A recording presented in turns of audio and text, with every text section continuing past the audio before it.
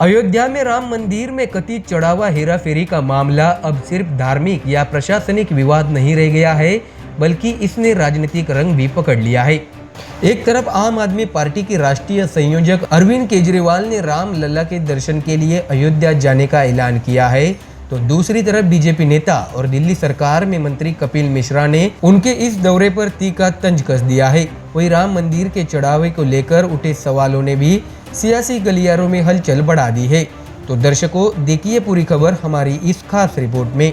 दर्शकों, जानकारी दे कि राम नगरी अयोध्या, जहां करोड़ों श्रद्धालुओं की आस्था का केंद्र राम लल्ला विराजमान है, लेकिन इन दिनों राम मंदिर भक्ति से ज्यादा राजनीति और आरोप प्रत्यारोप का केंद्र बन गया है। राम मंदिर में कथित चढ़ावा हेराफेरी के आरोपों के बीच आम आदमी पार्टी के राष्ट्रीय संयोजक और दिल्ली के पूर्व मुख्यमंत्री अरविंद केजरीवाल ने बड़ा ऐलान किया। केजरीवाल ने सोशल मीडिया प्लेटफॉर्म एक्स पर पोस्ट करते हुए कहा है कि वे आगामी 26 जून को अयोध्या पहुंचकर राम लल्ला के दर्शन करेंगे। उन्होंने कहा है कि मैं बेहद दुखी हूं। राम मंदिर में चढ़ावे को लेकर जो खबरें सामने आई है, उससे हर सनातनी आहत है। इसलिए मैंने अयोध्या जाकर प्रभु श्री राम के दर्शन करने का फैसला किया है। लेकिन दर्शकों, केजरीवाल का यह ऐलान सामने आते ही राजनीतिक प्रतिक्रिया भी तेज हो गई है। दिल्ली सरकार में मंत्री कपिल मिश्रा ने केजरीवाल पर निशाना साधते हुए सोशल मीडिया पर ऐसा सवाल दाग दिया, जिसने नई बहस छेड़ दी है।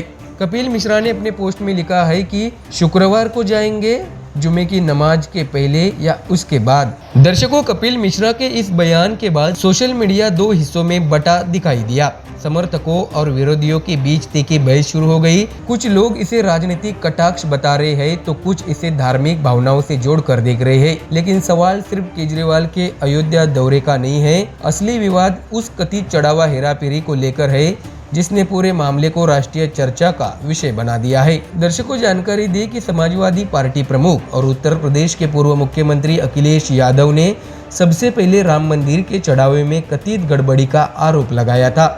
इसके बाद मामला तेजी से राजनीतिक मंचों तक पहुंच गया।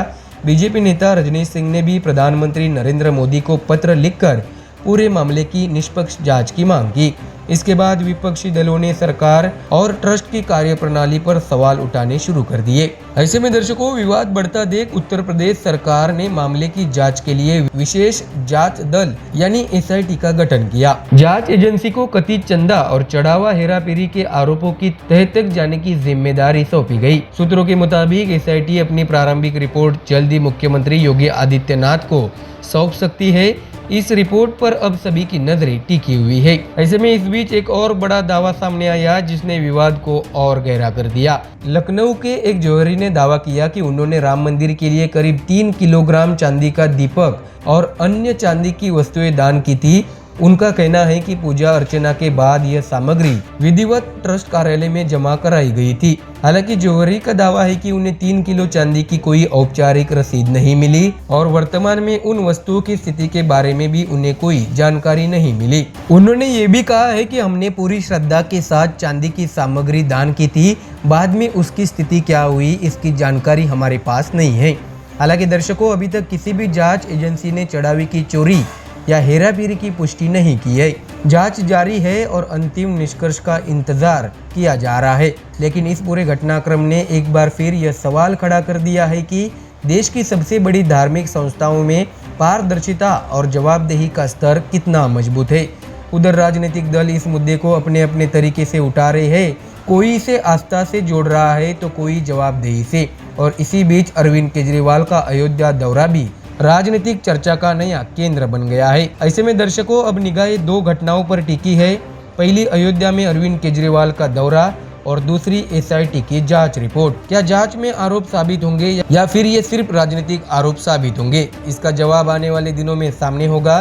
लेकिन फिलहाल राम मंदिर का यह मामला श्रद्धा, राजनीति और जांच तीनों के संगम पर खड़ा नजर आ रहा है।